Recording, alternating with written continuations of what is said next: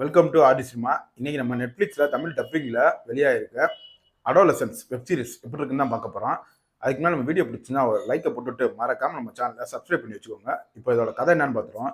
ஜெமீன் ஒரு பையன் 13 வயசு தான். அது அவனுக்கு ஒரு பொண்ணை கொலை பண்ணிட்டான் அப்படின்னு சொல்லிட்டு அவனை போலீஸ் அரெஸ்ட் பண்ணிட்டு போயிடறாங்க. இதுக்கப்புறம் அவங்க அப்பாவும் அங்கே உள்ள இன்வெஸ்டிகேஷனும் இவரை காப்பாற்றுறதுக்கு எப்படி முயற்சி செய்கிறாங்க, உண்மையிலே இவன் கொலை பண்ணானா இல்லையா, இதெல்லாம் சொல்லக்கூடிய விட தான் இந்த வெப் சீரிஸோட கதை.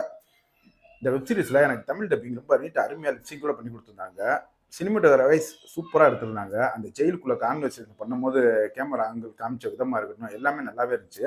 இதில் நடித்த எல்லாருமே ஒரு நீட்டான பெர்ஃபார்மன்ஸ் கொடுத்தாங்க. அதுலேயும் அந்த பையன் சூப்பராக நடிச்சிருந்தான். எமோஷனாக இருக்கட்டும், கோவமாக பேசுகிற விதமாக இருக்கட்டும், இது எல்லாமே தரமாக பண்ணி கொடுத்துருந்தான் அந்த பையன்.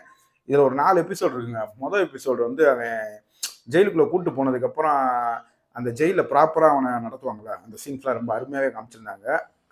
அந்த எபிசோட் முடியும் போதும் நல்லாவே இருந்துச்சு. 2வது எபிசோடு என்னமோ எனக்கு அவ்வளோ ஓகேவா படலை. ஏன்னா ஸ்கூலில் இன்வெஸ்டிகேஷன் பண்ணுற மணிக்கு ரொம்ப இழுத்துட்டாங்களோ 1 மணி நேரம். அது ஒரு அரை மணி நேரம் கூட எடுத்திருந்தா கூட நல்லா இருந்திருக்கும். ஆனால் அந்த எபிசோட் முடியும் போது அவங்க அப்பா வச்சு முடிச்சது தான் நல்லா இருந்துச்சு. 3வது எபிசோட் எடுத்துக்கிட்டிங்கன்னா, ஒரு சைக்காலஜிக்கல் லேடி ஒருத்தவங்க வருவாங்க அவனை இன்வெஸ்டிகேஷன் பண்ணுறதுக்கு, அவன்கிட்ட இருந்து உண்மையை தெரிஞ்சுக்கிறதுக்காக.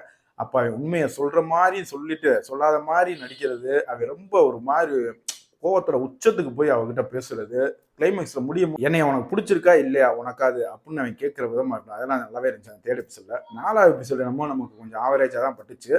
ஏன்னா ரொம்ப லென்த்தா பேசி இழுத்துக்கிட்டே போறாங்களோ, ஒரு பக்கம் அவங்க அப்பா கோவப்படுற மணிக்கும் கொலை பண்ணியிருப்பான்னு நினைக்கிற மணிக்கும் ஒரு மாதிரி ரொம்ப இழுத்துட்டாங்களோன்ற மணிக்கு தான் இருந்துச்சு.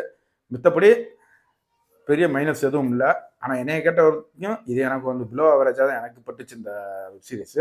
ட்ரை பண்ணி பாருங்கள். நெட்ஃப்ளிக்ஸில் தமிழ் டப்பிங்லேயே இப்போ இருக்குது. இன்னொரு வீடியோவில் சந்திப்போம் ஃப்ரெண்ட்ஸ். தேங்க்யூ.